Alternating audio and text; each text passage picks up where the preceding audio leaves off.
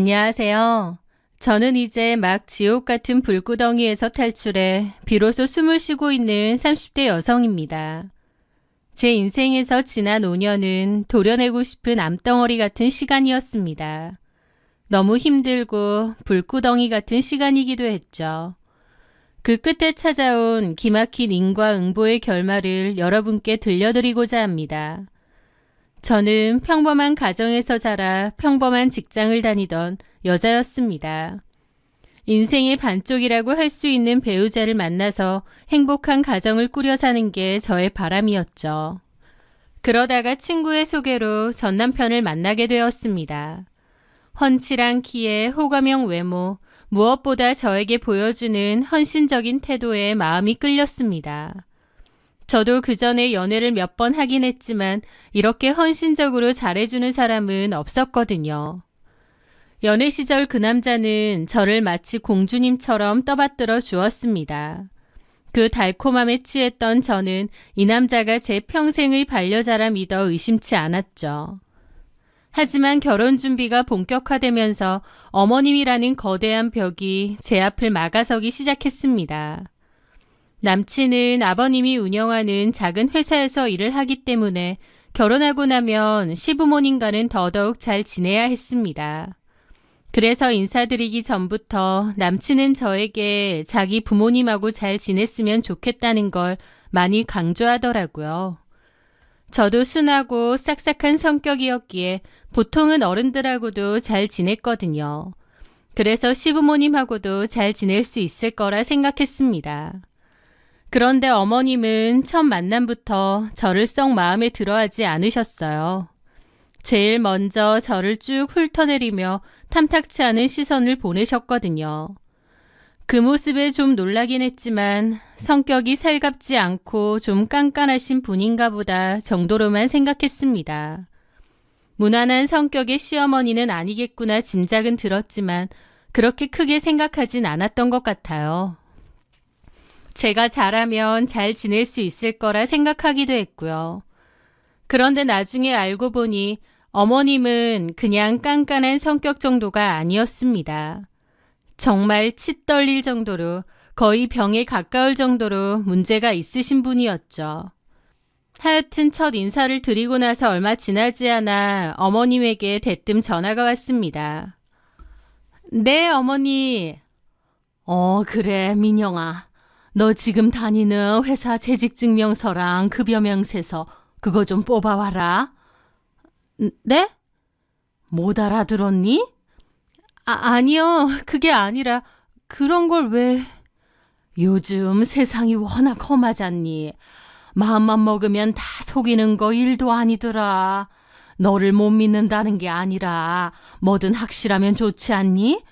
결혼이라는 게 얼마나 중대한 일이야. 그 전에 다 확실하게 해야지. 우리 상현이야 아버지 회사에서 일하니 따로 필요는 없을 거고 민영이 것만 우리가 받으면 되겠는데 괜히 의심 살 일 없이 확실히 하자. 내 말 무슨 말인지 알지? 너무 황당하더라고요. 어디 회사에 취업하는 것도 아니고 결혼하면서 이런 것까지 요구하시나 싶어 불쾌했습니다. 그래서 전화를 끊고 남자친구에게 이런 얘기를 했어요. 그런데 남자친구도 대수롭지 않게 말하더라고요. 자기가 좀 놀랐겠네. 근데 너무 크게 생각할 필요 없어. 우리 엄마가 엄청 꼼꼼하고 조심성이 많으시거든. 사기 결혼 같은 흉흉한 뉴스를 많이 보셔서 겁이 나시나 봐. 아무리 그래도 어려운 거 아니니까 그냥 좋은 마음으로 해줘. 엄마가 확인해야 마음이 놓을 것 같다고 하니까. 그리고 엄마 얘기 들어보니까 결혼 전에 이렇게 확인하는 사람들 많대. 심지어 졸업증명서에 산부인과 진료기록까지 떼는 사람도 있다더라. 그거에 비하면 이 정도는 해줄 수 있지, 자기야. 그러면서 웃으며 저를 설득하더라고요. 그렇게 가볍게 말하니 저도 그런가 싶기도 했습니다. 또 사랑하는 남자의 부탁이고 어려운 건 아니니 그냥 해드려야겠다 싶었어요. 어머님 말 맞다나 확실해서 나쁠 건 없지 하면서요.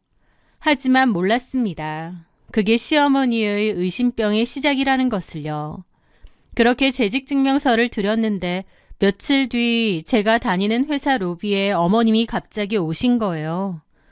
연락받은 것도 없었고 점심시간에 동료들이랑 밥 먹으러 내려갔다가 경비원과 실랑이를 벌이는 어머님을 보고 깜짝 놀랐죠.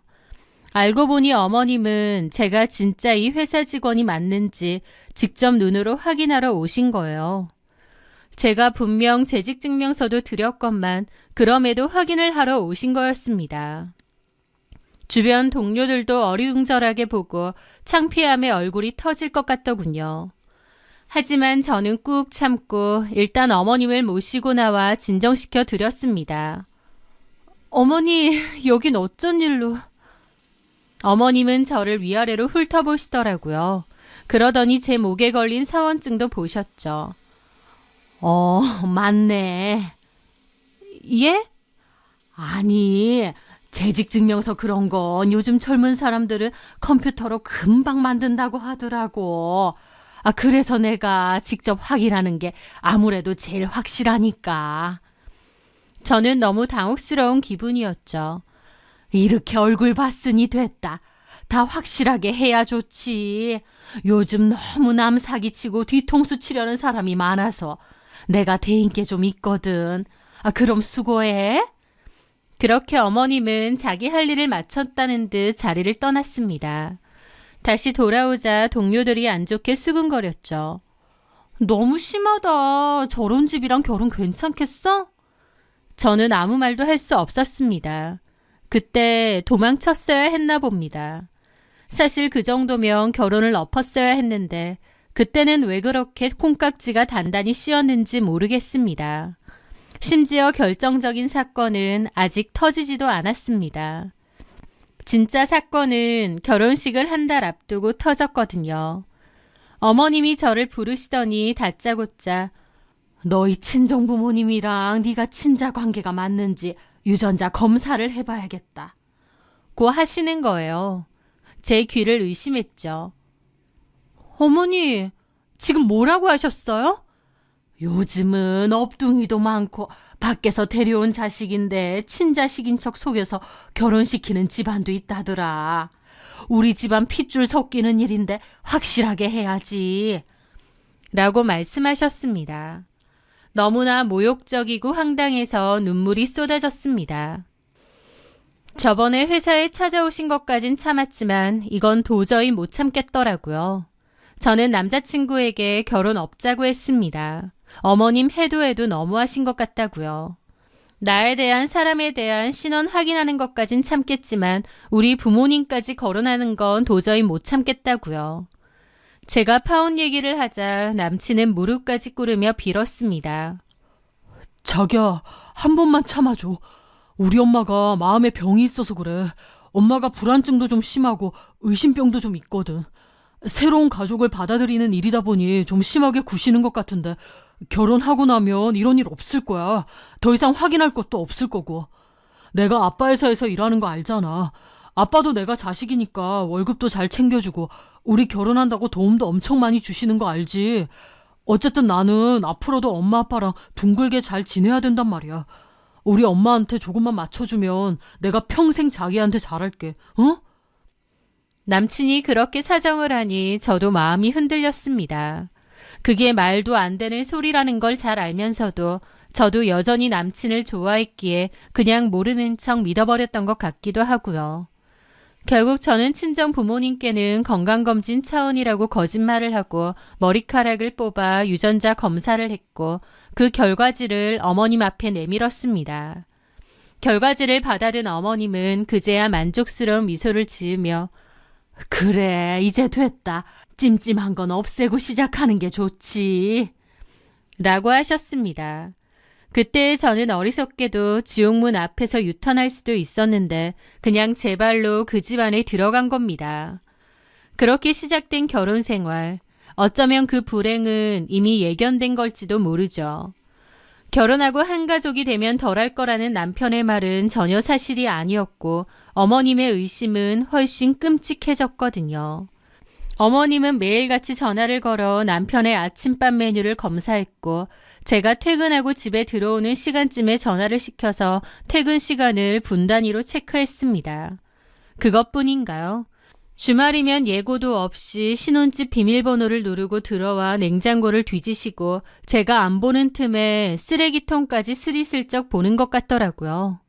저는 어머님의 도가 지나친 행동에 돌아버릴 지경이었는데 남편은 천하태평하게 엄마가 우리 잘 사나 궁금해서 그러는 거야. 라며 방관하는 겁니다. 결혼 전에도 자기 엄마를 좀 이해해주라고 하던 그 태도와 전혀 변할 게 없었던 거죠. 너무 숨이 막히면서도 몰아닥치는 상황 속에 그냥 끌려다녔던 것 같습니다. 그리고 바보같이 좀 더 시간이 지나면 혹은 아이가 생기면 어머님의 저런 의심이 줄어들 거라고 믿었어요. 그렇게 결혼하고 1년 정도 됐을 무렵 임신 사실을 알게 되었습니다. 너무 기쁘고 행복했는데 비극적이게도 그 아이는 얼마 지나지 않아 자연유산이 되었습니다. 비교적 임신 초기에 유산이 된 거긴 하지만 그 슬픔은 너무 크더라고요. 그나마도 양가 부모님께는 말씀도 드리기 전에 유산이 되었습니다. 알릴까 하다가 괜히 어머님이 이 일로 더 뭐라고 하실 것 같았습니다. 몸 관리 못해서 애 떨어뜨렸다고 하시면서요. 그래서 남편과 상의 끝에 따로 얘기는 하지 않았고 그 일은 가슴속에 묻어두기로 했죠. 그리고 한번 유산을 하고 소파 수술을 하고 나면 자궁이 깨끗해져 아이가 더 잘 생긴다는 얘기를 들었습니다. 그랬기에 금방 다시 임신이 될 줄 알았어요. 그런데 결혼 후 4년이 지나도록 아이 소식은 없었습니다. 제 임신이 늦어지자 어머님의 히스테리도 극에 달했습니다. 명절이나 제사 때 친척들이 모인 자리에서 대놓고 저를 비난하기도 했죠. 밭이 좋아야 씨가 자라지. 밭이 척박해서 우리 아들 귀한 씨를 말려 죽이는 것 같아. 라는데 저는 너무 비참하고 망신스러웠습니다. 남편은 전혀 제 방패막이가 되어주지 못했고 남일처럼 행동했죠. 입으로만 저를 달래는 척 어머님한테 말하겠다고 했지만 전혀 말하지도 않았고 제 편이 되어주지도 않았으니까요. 어머님과 제가 둘만 있을 때는 더 가관이었습니다. 너 결혼 전에 뭐 수술하거나 그랬던 건 아니지? 무슨 수술요? 바로 알아들었으면서 왜 모른 척하니? 결혼 전에 애 있었다가 지워서 자궁에 문제 생긴 거 아니냐 그 말이야. 아, 그렇지 않고선 왜 아이가 안 생겨? 어머님은 입에 담지 못할 막말을 서슴지 않았습니다. 저는 억울하고 분해서 밤마다 베개를 적시며 울었지만 남편은 그 와중에도 엄마가 손주를 너무 기다리셔서 그래. 한 귀로 듣고 한 귀로 흘려. 라며 제 고통을 남일처럼 외면했습니다.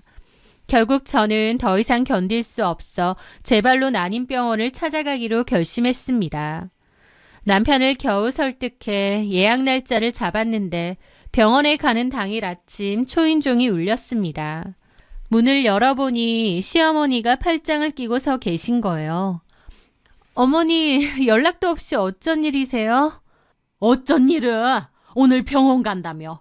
갔다 와서 괜히 딴소리 할까봐 내가 직접 가서 의사 선생 말을 들어봐야겠다.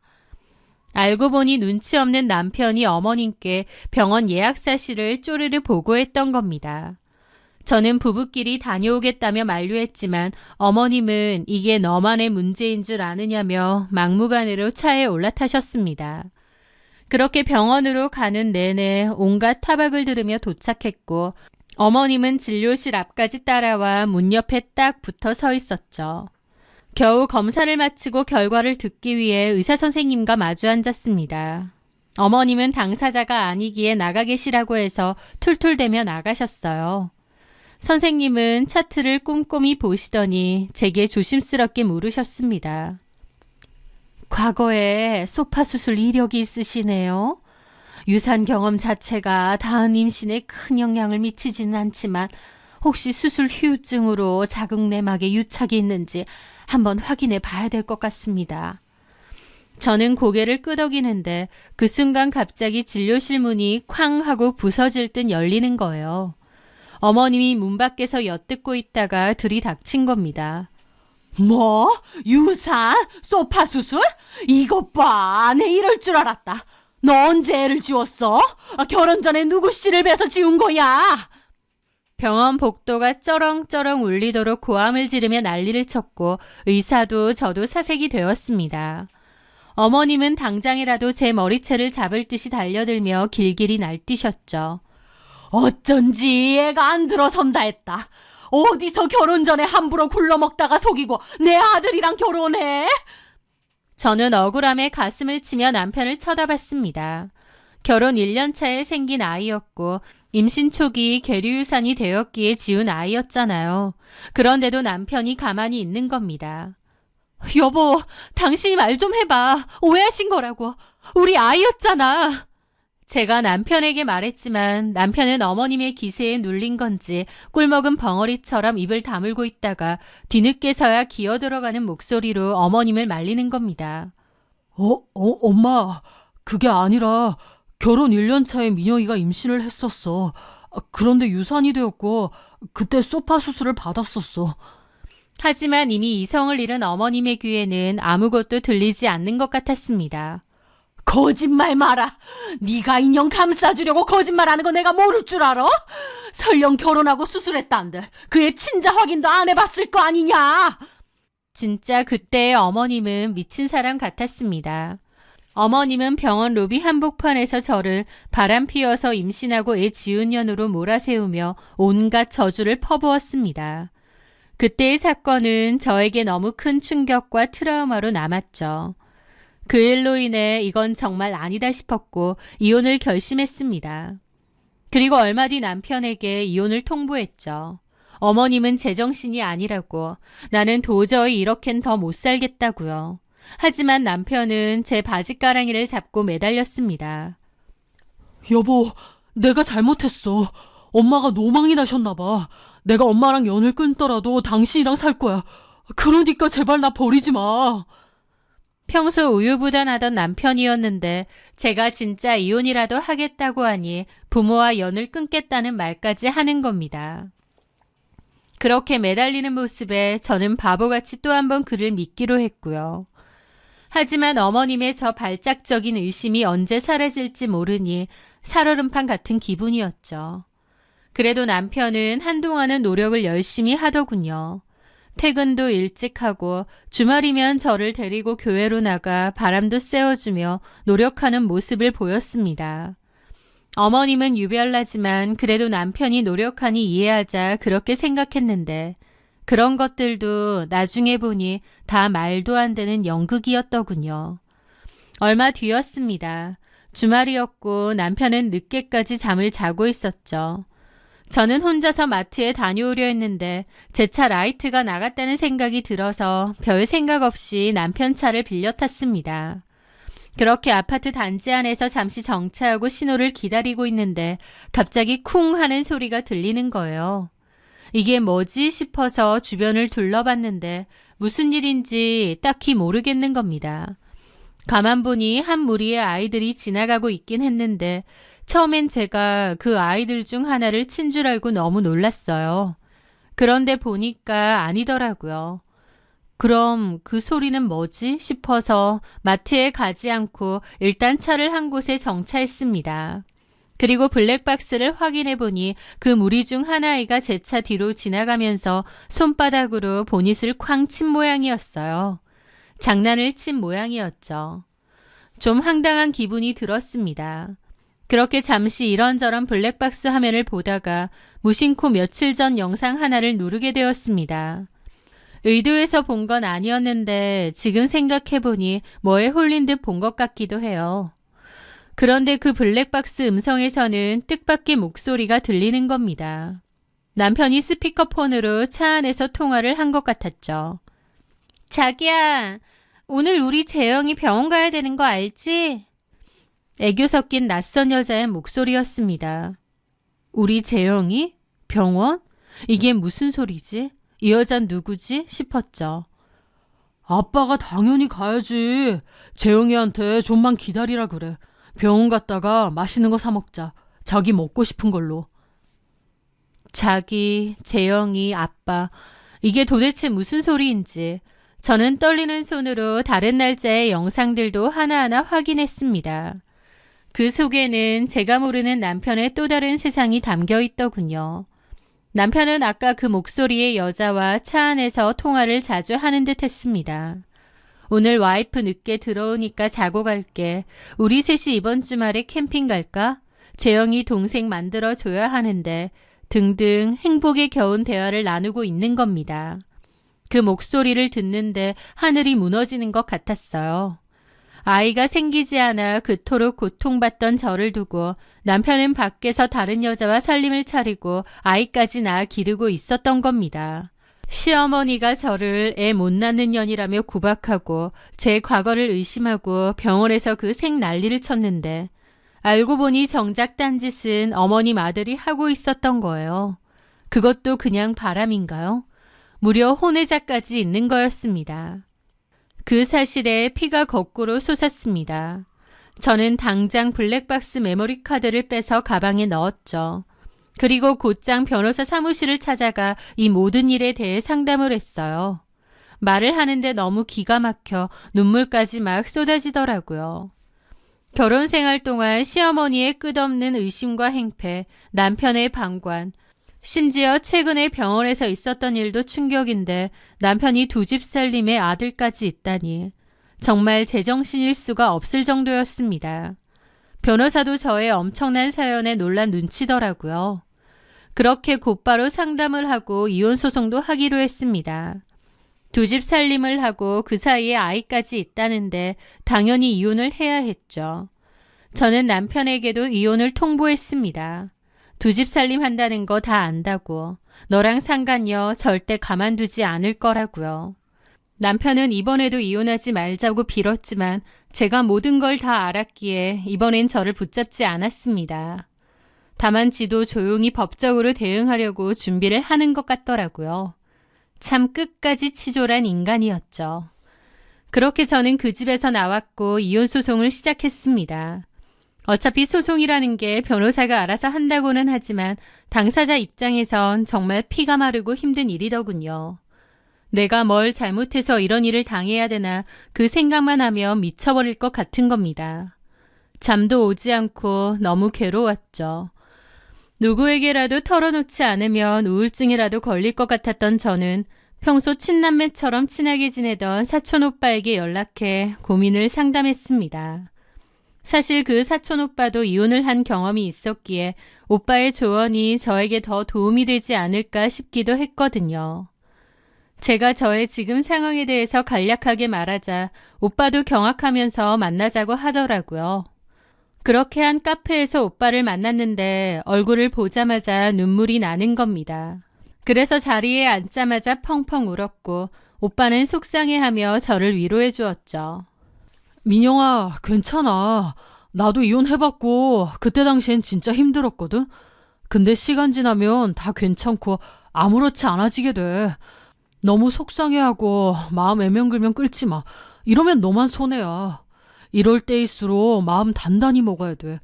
소송도 좀 가벼운 마음으로 임해야 스트레스도 없고 결과도 좋다. 근데 그게 안 돼. 내가 그런 결혼을 왜 했을까? 분명 힌트가 있었는데 내가 왜 바보같이 결혼을 했을까 싶고 내가 너무 한심해. 아우, 그런 생각하지 말라니까. 이혼하고 싶어서 결혼한 사람이 세상에 어디 있겠냐. 네 딴에는 최서방이 괜찮아 보였으니까 결혼을 한 거겠지. 자책 말고 이럴 때일수록 정신 똑바로 차려야 돼. 오빠의 진심 어린 위로에도 눈물이 그치질 않더라고요. 그렇게 울고 있을 때 오빠는 제 어깨를 토닥이며 휴지를 건네주었죠. 그런데 그 순간 갑자기 저 멀리서 누군가가 오빠와 제 사진을 찍는 게 보이는 겁니다. 뭐지? 하는 순간 모자와 마스크로 얼굴을 가린 사람이 후다닥 도망가는 게 보이더군요. 저 사람은 뭔가 싶어서 너무 벙찌고 황당했는데 불길한 예감은 틀리지 않았습니다. 얼마 뒤 저 혼자 친정집에 있는데 어떻게 알고 쳐들어온 어머님은 색 난리를 치더라고요. 야, 이 더러운 년. 내 이럴 줄 알았다. 사람 붙여보니 대낮에 외간 남자랑 카페에서 히덕거렸다며? 그러면서 내 아들 탓하면서 이혼하자고 그래? 라며 저한테 사진을 집어 던지는 겁니다. 저랑 사촌 오빠가 찍힌 사진이었죠. 기가 막히더라고요. 바람핀 건 지네 아들인데 저한테 와서 생 난리를 친 겁니다. 이 사람 제 사촌 오빠거든요. 사촌 오빠 같은 소리 안 해. 너 이 사진 가지고 내가 소송 걸 거야. 하면서 한바탕 고함을 지르고 가는 겁니다. 저는 진짜 스트레스 때문에 미쳐버릴 지경이었죠. 그렇게 저는 시어머니가 가자마자 남편에게 전화를 걸어 소리를 질렀습니다. 야, 너네 엄마 진짜 미친 거 아니야? 내가 너 때문에 돌아버릴 지경이라서 사촌 오빠한테 상담 좀 했는데 그걸 사람 시켜서 사진 찍어 가더라. 그러면서 날 의심해. 정작 바람핀 건 너잖아. 아, 진짜 너네 엄마는. 그 순간이었습니다. 갑자기 탁 하고 휴대폰 떨어지는 소리가 들리는 거예요. 뭐지? 전화를 끊었나 싶은데 잠시 후 주변에서 사람이 쓰러졌어요. 괜찮으세요? 하는 소리가 들리는 겁니다. 갑작스러운 상황에 너무 놀랐죠. 잠시 후 모르는 사람이 전화를 받았습니다. 여보세요? 이 핸드폰 주인분이 갑자기 쓰러졌거든요. 네? 그러면서 전화가 끊겼습니다. 이게 다 무슨 일인지 너무 놀랐고 황망하더라고요. 그러다가 나중에 어찌된 영문인지 알게 되었습니다. 제가 전화를 걸었던 그때 남편은 병원에서 나오고 있었대요. 알고 보니 남편은 간암 상기 판정을 받은 겁니다. 그 사실을 알고 충격을 받아 터덜터덜 나오다가 제 전화를 받은 것이었고 갑자기 혼절을 하게 된 것이었죠. 남편이 갑자기 암이라니 너무 충격적이었는데 충격이 가시기도 전에 시어머니가 저희 회사까지 찾아와서는 저한테 생 난리를 치는 겁니다. 자기 아들이 암 걸린 게 저 때문이라고 하면서요. 제가 바람난 주제에 자기 아들한테 이혼하자고까지 하니 자기 아들이 암에 걸렸다면서 막무가내로 제 탓을 하는데 진짜 미칠 것 같더라고요. 저는 그 자리에서 어머님에게 남편과 그 여자의 통화 녹취록을 틀어주었습니다. 이게 다 뭐야? 뭐긴 뭐예요. 어머님 아들이 두 집 살림 하고 다녔다는 증거지.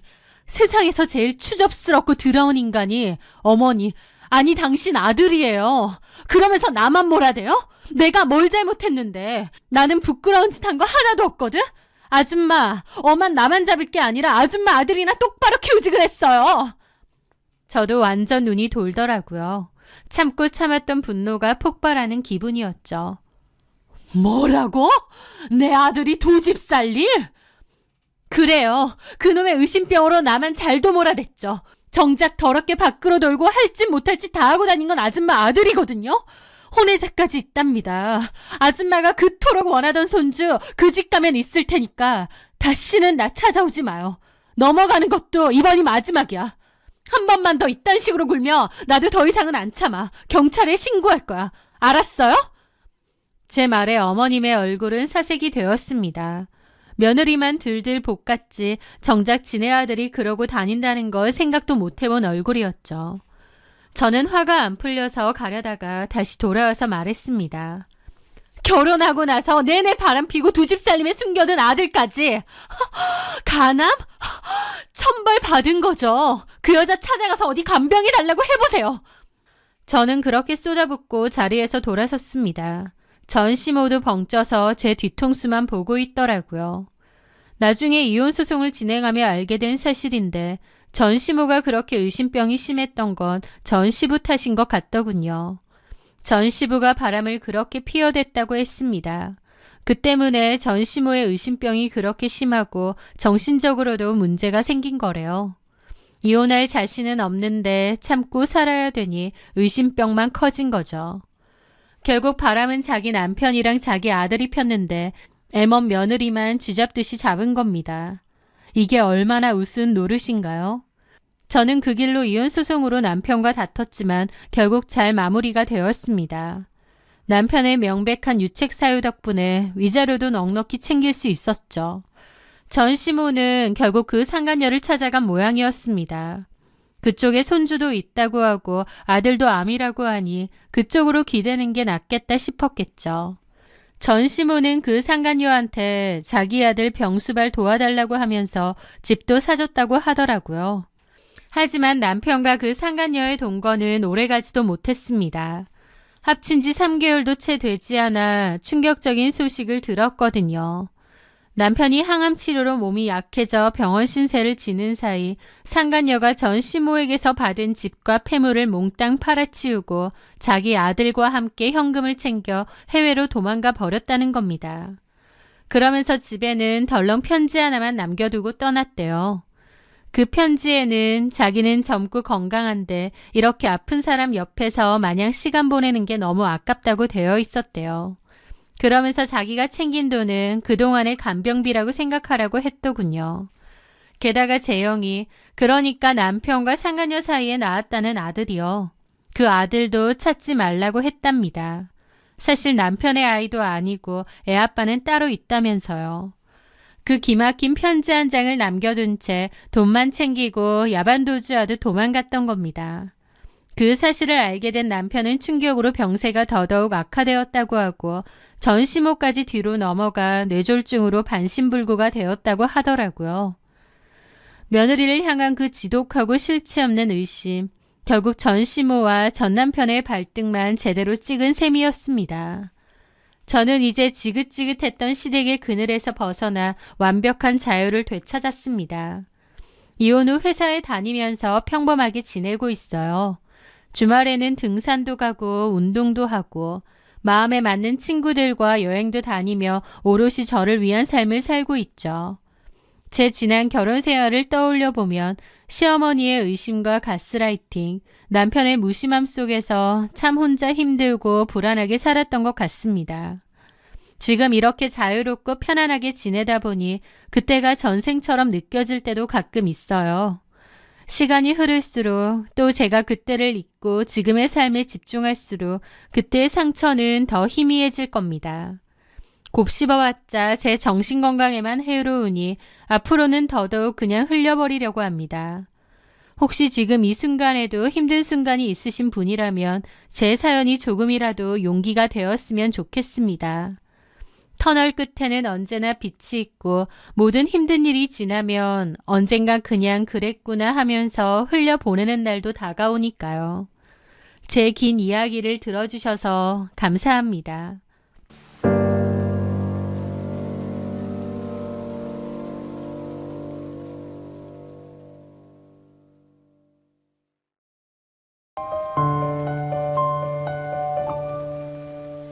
안녕하세요. 저는 5살 된 아들을 키우며 혼자 살고 있는 여자입니다. 저는 과거 친구의 소개로 전 남편을 만나게 되었는데요. 그 남자는 저에게 한눈에 반했다며 그렇게 쫓아다녔습니다. 제 외모, 목소리, 성격까지 다 자기 스타일이고 그렇게 꾸물거리던 이상형이라고 했죠. 저는 사실 그 남자가 엄청 제 스타일까지는 아니었는데요.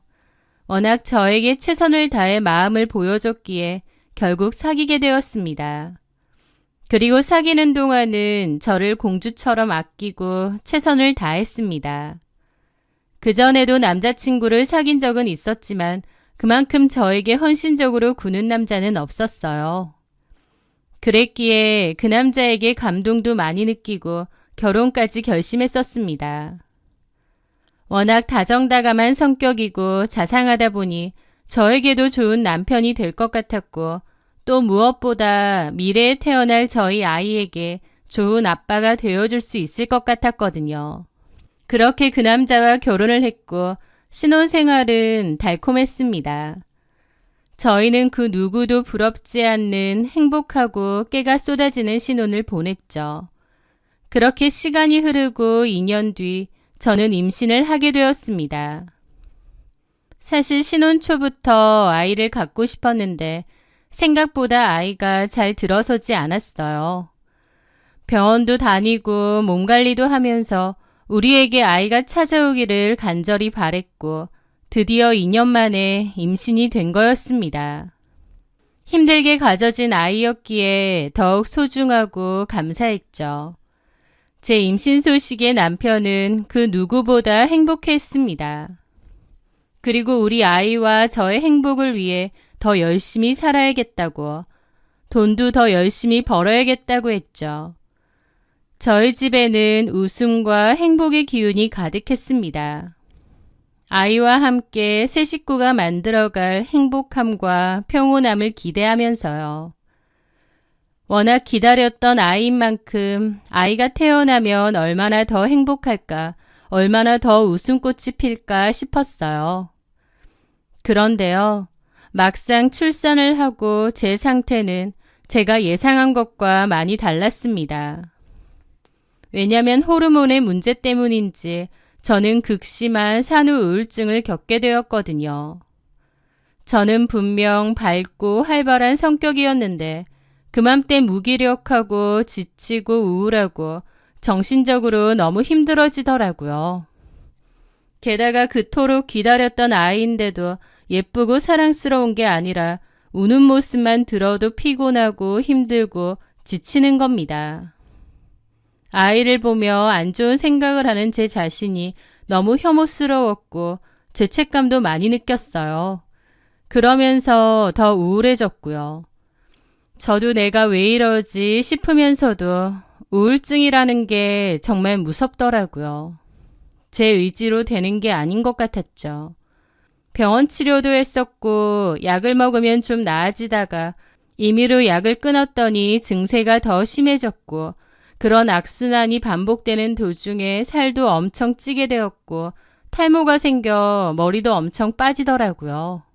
게다가 하루 종일 아이를 안고 달래느라 등도 엄청 굽고 임신 때문에 늘어졌다가 다시 줄어든 배에는 튼살이 가득했습니다. 외형도 많이 달라졌지만 건강도 꽤 안 좋아졌죠. 산후 우울증으로 의지도 없는 데다 육아로 인해 허리와 손목은 너무 아팠습니다. 어느 순간 거울 속에는 너무나도 달라져 있는 제 모습이 있더군요. 활기 넘치고 의욕 넘치고 자기 관리하는 걸 즐겨했던 저였는데 뚱뚱하게 불어난 몸, 휑해진 머리에 생기 없는 피부를 가진 지치고 우울해 보이는 표정의 여자가 거울 속에 서 있었던 겁니다. 그런 저를 마주한 순간 마치 저를 잃어버린 것 같은 기분마저 들더라고요. 저는 더 극심한 우울증에 빠졌고 남편은 친정부모님께 그 사실을 전했습니다. 그래서 그때 친정엄마가 하시던 가게 일을 멈추고 2시간 거리에 있는 저희 집으로 와주셨어요. 그러면서 아이도 돌봐주고 저도 같이 돌봐주셨죠. 엄마도 하시는 일이 있었기에 저를 도와주실 수 없는 형편이었는데 제가 정신적으로도 육체적으로도 너무 지친 것을 알고 그렇게 한달음에 와주신 거였어요. 그런 엄마에게 너무 감사하고 저도 마음을 다잡으려 노력했습니다. 아이를 위해서라도 또 고생하시는 엄마를 위해서라도 병원도 열심히 다니고 빨리 회복을 해야겠다며 마음을 먹었죠. 하지만 제 우울증 증세는 쉽게 나아지지 않았는데요. 그 원인은 놀랍게도 남편 때문이었습니다. 남편은 프리미엄 피트니스 센터를 운영하고 있었는데요. 원래는 2곳이었는데 하나는 시동생에게 넘기고 한 곳만 운영하고 있었죠. 센터에는 각자 관리를 맡아주는 매니저 겸 트레이너들이 있었습니다. 남편은 거기서 개인 PT도 하기에 많이 바쁘다고 했죠. 그러던 어느 날이었습니다. 혹시 처제가 연락 온 건 없지? 갑자기 뜬금없이 제 동생에 대해서 물어보는 거예요. 혜수? 갑자기 혜수는 왜? 아니. 처제가 전에는 한 번씩 놀러 오고 전화도 자주 했던 것 같은데 요즘은 영 조용하네. 걔 바쁘지. 학교 다니고 취업 준비해야 되는데. 그치. 연락 거의 안 하지. 그럼 공부하느라 바쁜 애한테 자꾸 연락하고 그러면 안 되지. 알겠어. 그걸 묻는 남편이 이상하더라고요. 갑자기 제 동생에 대해서 왜 묻지 싶었죠. 하지만 그때는 그냥 대수롭지 않게 넘겼습니다. 그런데 그 후에 동생이 연락이 왔어요. 일상적인 대화를 좀 주고받다가 동생이 그러는 겁니다. 근데 언니, 형부 요즘 어때? 뭐가? 그냥 평소랑 똑같아? 그렇지. 왜? 그 순간 얼마 전 남편이 제 동생 안부를 물은 게 생각나더라고요. 뭔가 이상했죠. 왜 그러는데? 혹시 형부 어디서 만났어? 그 말을 하자 동생은 굳은 얼굴로 잠깐 망설이다가 저에게 말을 하는 겁니다. 언니가 요즘 몸도 안 좋고 그런데 내가 이런 얘기 할까 말까 많이 고민했거든. 괜히 얘기했다가 언니 우울증 증세 더 심해지는 건 아닐까 걱정도 되고. 근데 솔직히 모르고 있다가 나중에 뒤통수 맞는 것보단 언니도 알고 있는 게 더 나을 것 같아. 뭔데 그래? 저번 주에 나 시험 기간이었잖아. 도서관에 자리가 없어서 집에서 공부하려고 오다가 그냥 형부 헬스장 쪽을 지나갔거든. 형부 헬스장 근처에 카페 있잖아. 거기가 조용하고 공부하기도 괜찮고 그래서 커피 한 잔 시키고 공부를 좀 하고 있었단 말이지. 그런데 잠시 후에 형부가 들어오는 거야. 근데 보니까 혼자가 아니고 그 여자랑 같이 들어오는 거야. 여자랑? 그 헬스장 매니저라는 여자 있잖아. 전에 언니가 나 등록해줘서 나도 두어 달 정도 헬스 다녔잖아. 그때 그 매니저 말이야. 저도 당연히 그 매니저를 압니다. 이름은 서아영이고 나이는 20대 후반이라고 했었습니다. 좀 고치긴 했지만 얼굴도 예쁘고 특히나 직업이 직업이다 보니 몸매가 아주 좋았던 기억이 있었습니다. 처음 동생이 그 얘기를 했을 땐 대수롭지 않았어요. 헬스장 매니저랑 커피 한잔 하러 카페 갈 수도 있으니까요. 그런데 사장님이랑 직원이니까 커피 사러 올 수 있지. 근데 들어올 때 내가 봤는데 분명히 둘이서 팔짱을 끼고 있었거든. 뭐라고? 팔짱? 그 순간 너무 어처구니가 없더라고요. 물론 가게 들어와서 풀긴 했지만 내가 분명히 봤어. 그래서 내가 형부하고 불렀거든. 그랬더니 형부가 엄청 놀라는 거야. 나보고 여기 왜 있느냐고. 막 횡설수설하면서 내가 묻지도 않았는데 매니저랑 식사하고 커피 마시러 온 거라느니 어쩌고 저쩌고 그러고 있더라고. 나도 팔짱 끼는 거 봤네 어쩌네 그런 말은 안 했는데 가만 보니까 두 사람 뭔가 분명히 있는 것처럼 보이는 거야.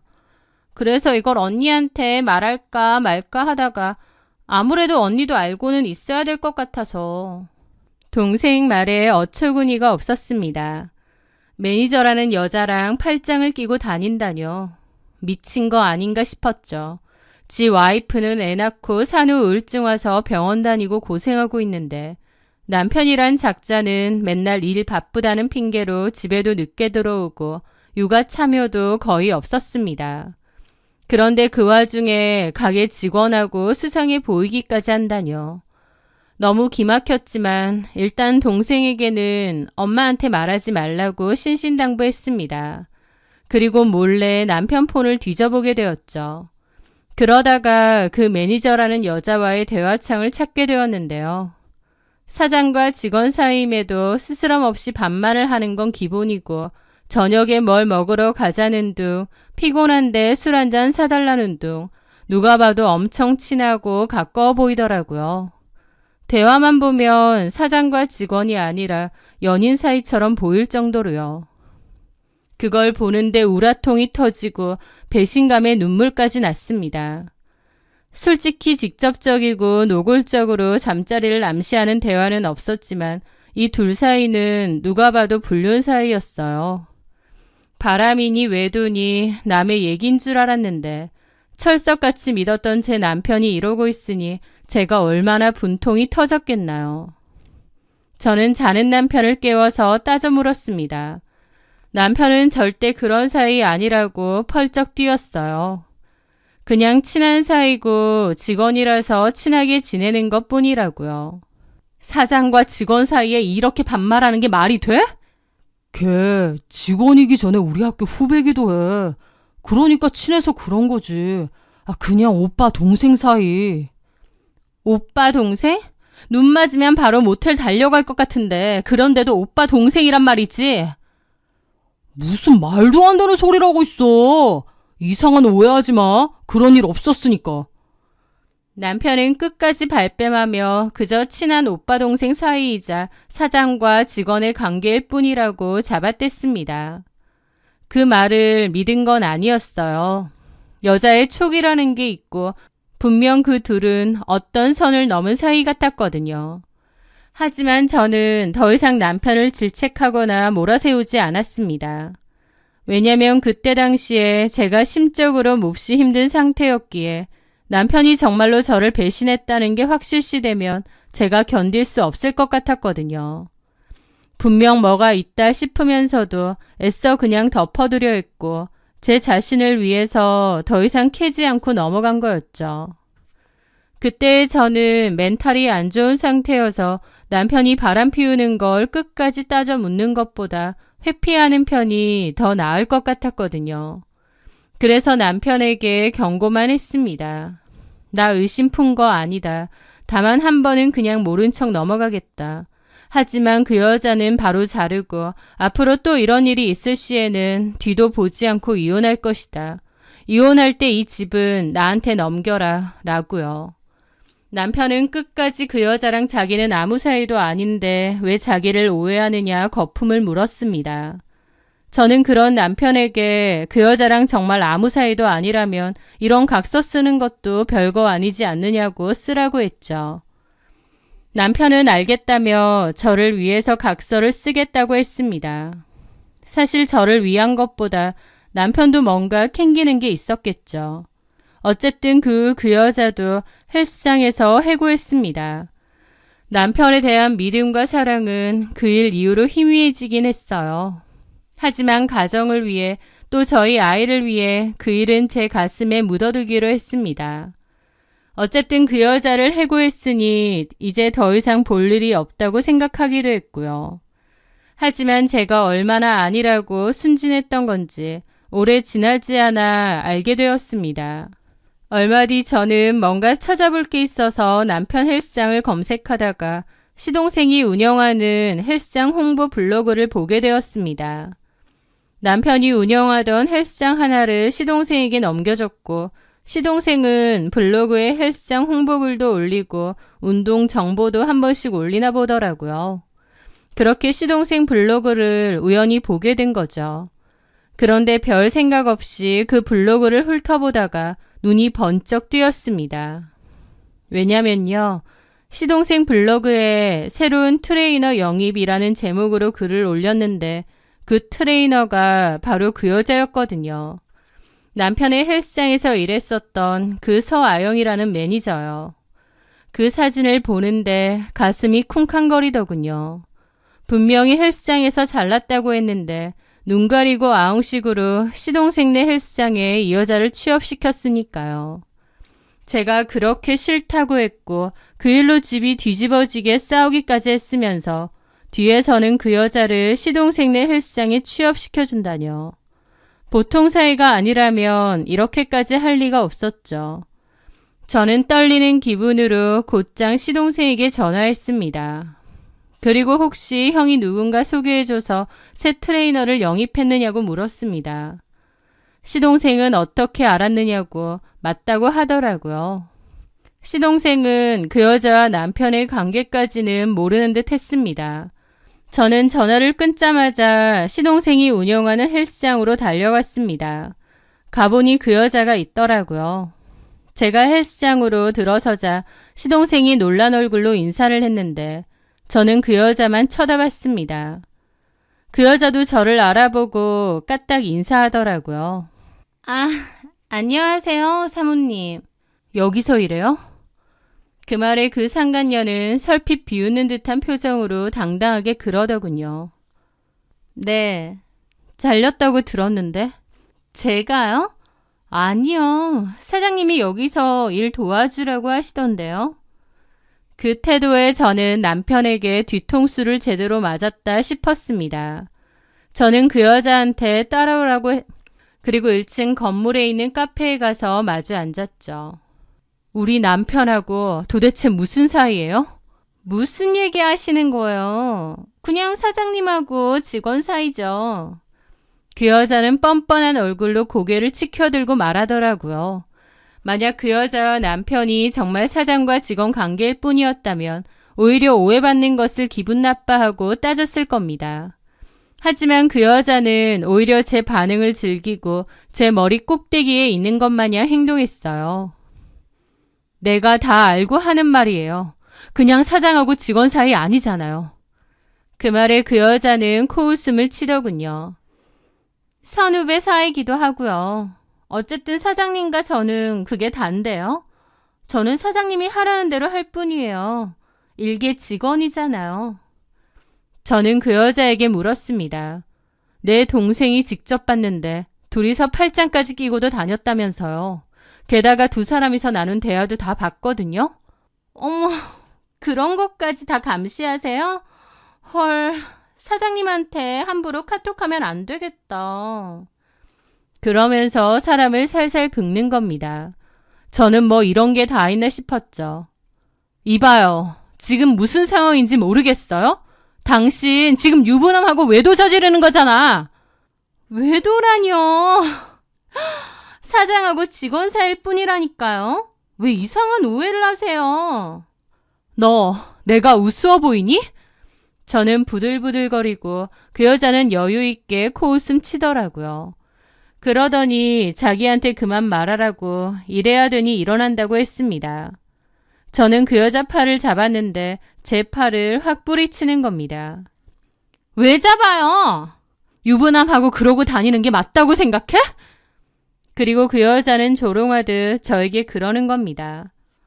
사모님, 제가 사장님이랑 뭘 어쨌는데요. 사장님이 먼저 밥 먹자, 술 먹자 했거든요. 집에 가기 싫다. 집에 가면 완전 푹 퍼져서는 우울 타령만 하는 마누라 보기 싫다. 그러면서 본인이 먼저 밥 먹자, 술 먹자 했다고요. 저야 사장님이 그러니까 적당히 맞춰준 거고요. 직원이 무슨 힘이 있나요? 뭐라고? 저는 그 여자의 말을 듣고 너무 큰 충격을 받았습니다. 남편이 저에 대해서 그런 식으로 말하고 다녔다는 게 믿어지지가 않더라고요. 그 여자는 저를 위아래로 훑어봤습니다. 오늘 보니까 사장님이 왜 그런 소리를 했는지 조금은 알 것 같네요. 사모님, 애 먼저 닥달하지 마시고 본인 관리나 좀 하세요. 남편 질리게 만든 게 누군데. 남편 간수는 알아서 좀 하시죠. 그러면서 자리를 떠나더라고요. 저는 너무 기가 막히고 그 여자가 내뱉은 말들이 너무 충격적이라 자리에서 일어나지도 못했습니다. 아이 낳고 산후 우울증 때문에 힘들어지고 살도 찌고 몸도 망가졌는데 그걸 자기 바람 피우는 여자에게 저렇게 말했다니 사람을 완전 비참하게 벼랑 끝으로 몰고 가는 느낌이더라고요. 그날 저녁 남편은 집에 왔고 저는 싸놓은 짐을 던지면서 나가라고 했습니다.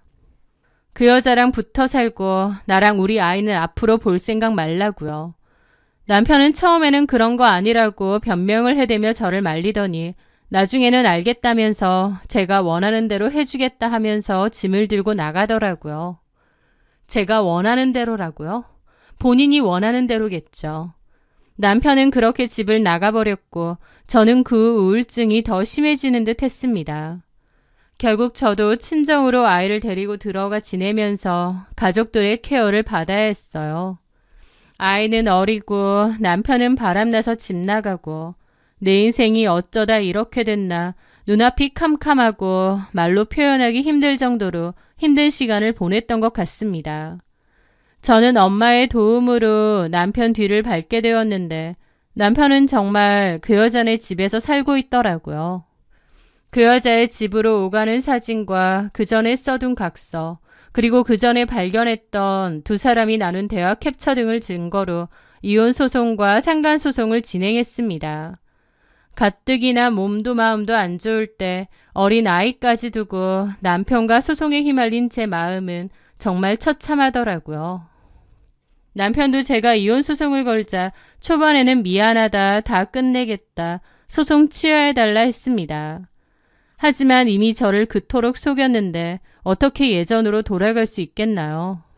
저는 싫다고, 우리 사이는 이미 끝났고 신뢰는 깨졌다며 단호하게 거절했습니다. 그랬더니 그 뒤로는 자기가 더 적극적으로 소송에 임하는 거예요. 하지만 남편이 발버둥 쳐봤자 증거가 확실했기에 이혼 소송과 상간 소송에서 제가 승소했고 위자료 및 양육권을 큰 무리 없이 가져올 수 있었습니다. 남편은 매달 양육비를 보내는 대신 면접 교섭권을 갖기로 했고요. 솔직히 면접 교섭권이고 뭐고 아이 얼굴도 안 보여주고 싶은데 어쩔 수 없더라고요. 남편한테 정말 질릴 대로 질렸거든요. 그런데 이걸 다행이라고 해야 할지 더 열받는 일이라고 해야 할지 그 인간은 그 여자한테 푹 빠져서 면접 교섭권이 있어도 아이를 잘 보러 오지도 않았습니다. 심지어 약속을 잡아놓고 파토내는 경우도 허다했고요. 그게 너무 재수없더라고요. 자기가 보고 싶을 때만 그렇게 보러 온다는 게요. 그래서 저는 이런 식으로 할 거면 괜히 애만 더 혼란스러워지니까 오지 말라고 했습니다. 남편은 바로 알겠다고 하더라고요. 진짜 마지막까지 치가 떨리는 인간이었죠. 그나마 다행인 건 일말의 양심은 있는지 양육비는 안 밀리고 꼬박꼬박 보냈습니다. 양육비 보내는 거 당연한 거 아니냐 하시는 분들도 있겠지만 의외로 양육비 안 내고 요리조리 피하는 인간들 진짜 많다더라고요. 그나마 돈이라도 제때 보내주니 그나마 다행이다 생각했습니다. 시간이 지나면서 또 아이가 점차 크기 시작하면서 산후우울증 병세는 점차 없어졌어요. 그리고 저도 혼자 아이를 키워야 되다 보니 정신 차리고 살아야겠다 싶더라고요. 일도 다시 시작하고 운동도 했습니다. 아이를 위해서라도 제 건강관리를 철저히 해야겠다는 결심이 섰거든요. 그렇게 시간이 흐르면서 저는 오히려 아가씨 때보다 더 살도 많이 빼고 훨씬 건강해졌습니다. 그러면서 좋은 기회로 주부 모델 일과 모바일 쇼호스트 일까지 시작하게 되었죠. 예전에는 일반 직장 생활을 했었고 이런 일과는 무관했는데 막상 시작해보니 저랑 너무 잘 맞더라고요. 그러면서 예전에 밝고 활발한 모습을 많이 찾았고 외모도 많이 가꾸기 시작했습니다. 이혼의 아픔은 잊고 활기차게 하루하루를 살아가고 있었던 거죠. 가끔 아이가 아빠의 존재에 대해서 묻거나 궁금해할 때는 대충 외국에 있다거나 일이 너무 바쁘다고 둘러댔고요. 아빠의 부재가 아이에게 미안하기도 했지만 어쩔 수 없으니 내가 그만큼 더 잘하고 살아야겠다 생각했습니다. 그런데 어느 날 아이 유치원 하원 후 어디 들렀다가 저녁 시간에 돌아왔을 때였습니다. 누가 인기척을 하길래 보니 전 남편이 서 있는 거였죠. 저는 깜짝 놀랐습니다. 사실 바로 직전에 연락이 몇 번 와서 지우 좀 보러 가도 되겠느냐 하긴 했어요. 하지만 제가 다 씹었죠. 제가 아이 혼란스러우니 마음대로 왔다 갔다 하지 마라 라고 하긴 했지만 남편은 좋다쿠나 정말 오지 않았습니다. 마지막 면접 교섭일로부터 3년 넘게 한 번도 와볼 생각이 없었던 거죠. 아이 안부조차 안 물어봤고요. 그런데 이제 와서 갑자기 아이 보고 싶다고 찾아온 꼴이 너무 뻔뻔하게 느껴졌습니다. 답장을 안 했더니 이렇게 자기 마음대로 불쑥 찾아온 것이었죠. 당황했는데 남편은 아이를 보더니 지우야, 아빠야 그러는 겁니다. 아이도 좀 얼떨떨해했죠. 2살 정도까지는 그래도 한 번씩 보다가 그 후에 3년 정도 못 봤으니 기억도 안 났을 거고요. 저보고 아빠냐고 물을 정도였습니다. 저는 일단 그렇다고 했고 전 남편은 아이 손을 잡고 너무 많이 컸다, 이제 와서 미안하다 하며 생쇼를 하는 겁니다. 그러면서 선물을 줄 테니 들어온다고 하더라고요. 저는 일단 아이는 집 안으로 들여보내고 전 남편에게 따라오라고 했습니다. 그리고 따져 물었죠. 여기가 어디라고 와? 당신이 오고 싶으면 마음대로 와도 되는 줄 알아? 미안해. 근데 당신이 연락을 안 받았잖아. 어쨌든 내가 지우 아빠고 나 양육비도 밀린 적 없이 보냈잖아. 그런 식으로 할 거면 양육비 보내지 마. 그냥 친권이고 양육권이고 다 포기해. 나도 그 돈 몇 푼 받자고 당신하고 이런 식으로 마주하고 싶지 않아. 미안해. 근데 지우도 너무 보고 싶고. 쇼하지 마. 바람나서 그 여자 좋다고 자식이고 와이프고 다 내팽개치고 집 나가서 살았던 게 너야.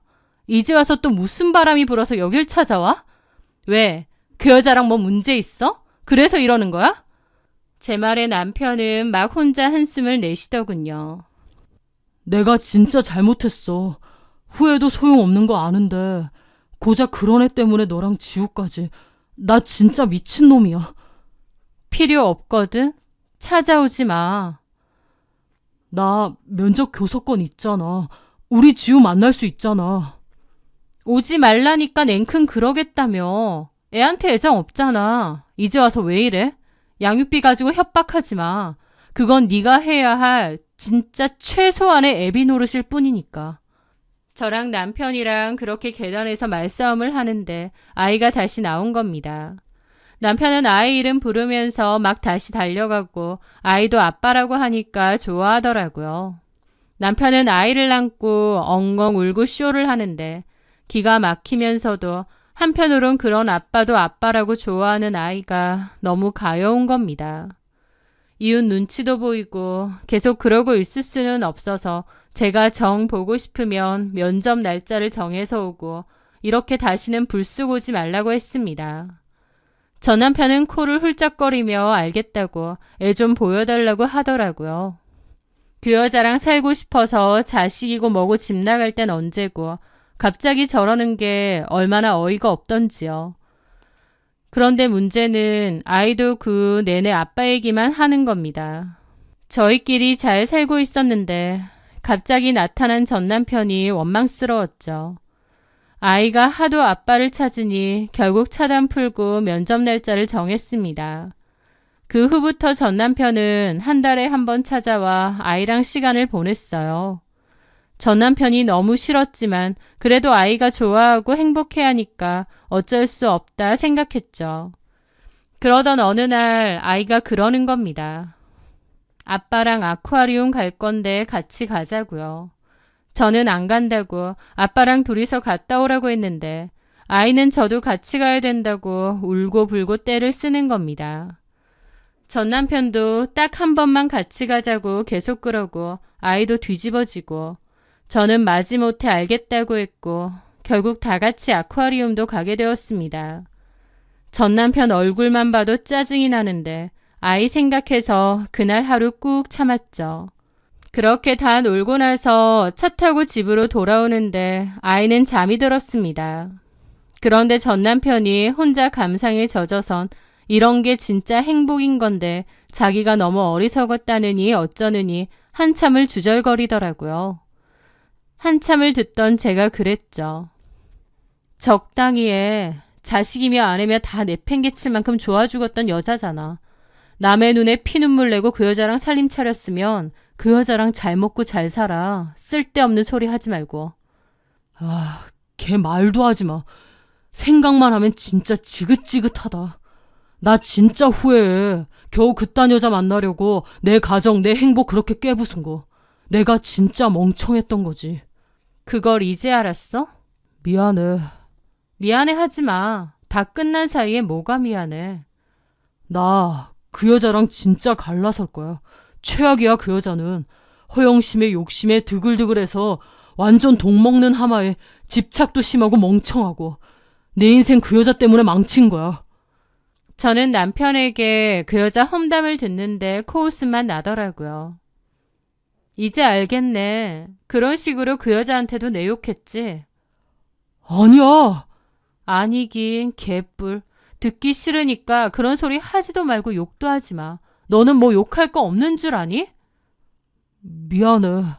사과도 듣기 싫으니까 조용히 가자. 오늘은 지우 때문에 마지못해 갔지만 다시는 이런 일 없어. 제 앞에 와서 그 여자 뒷담화하고 욕하는 꼴을 보는데 그 여자랑 바람 필 때 내 욕을 얼마나 해댔을까 싶고 진짜 징글징글 하더라고요. 저는 남편에게 완벽하게 선을 그었는데 제 얘기는 귓등으로 들은 건지 문자로 밥은 먹었느냐, 날이 추운데 옷은 잘 챙겨 입었냐 등등 궁상맞은 문자를 보내더라고요. 너무 짜증나서 면접 교섭권 얘기 아니면 연락하지 말고 네 가정에나 충실해라 이렇게 보냈습니다. 그런데 그맘때 그 여자한테서 연락이 왔습니다. 전 남편의 내연녀이자 이제는 전 남편과 결혼한 그 여자요. 만나자는 걸 할 얘기 없다고 거절했는데 어떻게 알았는지 아예 집 근처로 찾아왔더군요. 기가 막혔죠. 도대체 우리 집 주소를 어떻게 한 거예요? 성식 씨 행동이 이상해서 내비게이션 목록 뒤져보니까 여기가 나오던데요. 이혼했으면 그만이지 왜 전 남편 자꾸 불러들이는 거예요? 이렇게 만나는 거 불륜이에요. 그 여자 입에서 불륜 소리 나오니 너무 웃겼습니다. 본인 입으로 그런 말 하는 거 나 뜨겁지도 않아요? 어쨌든 이젠 내 남자거든요? 네 남자 하세요. 관심도 없으니까. 네 남자한테 제발 내 핑계로 그만 좀 질척이라고 해주실래요? 제 말에 그 여자는 막 손까지 부들거리고 있더라고요. 그런데 그때 문득 부들거리는 그 여자를 보는데 이 상황이 너무 웃긴 거예요. 갑자기 이혼 전에 이 여자랑 대면했을 때가 떠오르면서요. 그때는 반대 상황이었죠. 제가 왜 우리 남편 만나느냐 부들거리고 있었고 그 여자는 저를 깔보고 있었죠. 그때의 제가 떠오르면서 이 여자도 어지간히 불안한가 보다. 그때 내가 느꼈던 감정을 지금 느끼겠구나 싶었습니다. 그렇게 생각하니 그 상황이 별로 화도 안 나고 오히려 여유로워지더라고요. 저는 빈정거리며 그랬죠. 불안해? 뭐? 엄청 불안해 보여서. 하긴 한 번 바람 피운 인간이 두 번 못 필까? 뭐라고? 애 핑계 대면서 전 남편 쑤시고 다니니까 좋아? 그 반대인데? 네 남편이 우리 지우 핑계 대면서 자꾸 연락해대는데 나 진짜 너무 진절머리 나거든? 제발 네 남편 단속 좀 해. 나한테 와서 네 욕도 엄청 많이 퍼붓는데 듣기 싫어. 뭐라더라? 허영심 많고 멍청한 데다 집착도 심해서 지긋지긋하다고. 입에 개거품 물고 욕하더라. 그래서 내가 그만 좀 하고 가정에 충실하라고 부탁까지 할 정도야. 제 말에 그 여자도 충격받은 얼굴이더군요. 성식 씨가 그렇게 말했다고? 더 심하게 말했는데 그나마 돌려 말한 거야. 어디서 이간질이야? 그렇다고 성식 씨가 너한테 돌아갈 줄 알아? 너 같으면 쓰레기 처리장에 쓰레기 버렸는데 그거 도로 들고 오고 싶겠니? 저는 폰을 꺼내 남편이 저한테 일방적으로 보내고 저는 답장조차 안 했던 문자를 열어 보여주었습니다. 그 여자는 제 폰을 확 낚아채더니 보더라고요. 전 남편이 저한테 계속 일방적으로 문자 보내고 저는 그만 좀 보내라고 네 가정에나 충실하라고 하고 남편은 그 여자랑 끝낼 거다라면서 상간녀 욕한 것도 다 있었죠. 그 여자는 얼굴이 새파랗게 질려서 문자를 보고 있더라고요. 처자식 버리고 바람 피우는 인간인데 너한테는 천년만년 충성할 것 같았니? 착각도 크다. 저는 제 폰을 다시 뺏었습니다. 제발 네 남편한테 전해줄래? 이딴 쓰레기 같은 문자 자꾸 보내면 스토커로 신고할 거라고. 왜 이렇게 쌍으로 질척거려 지긋지긋하게. 저는 가방을 챙겨 자리에서 벗어났죠. 고개를 문득 돌려보니 그 여자는 얼굴이 창백해져서 부들부들 떨고 있더라고요. 그땐 이렇게 될 줄 몰랐지?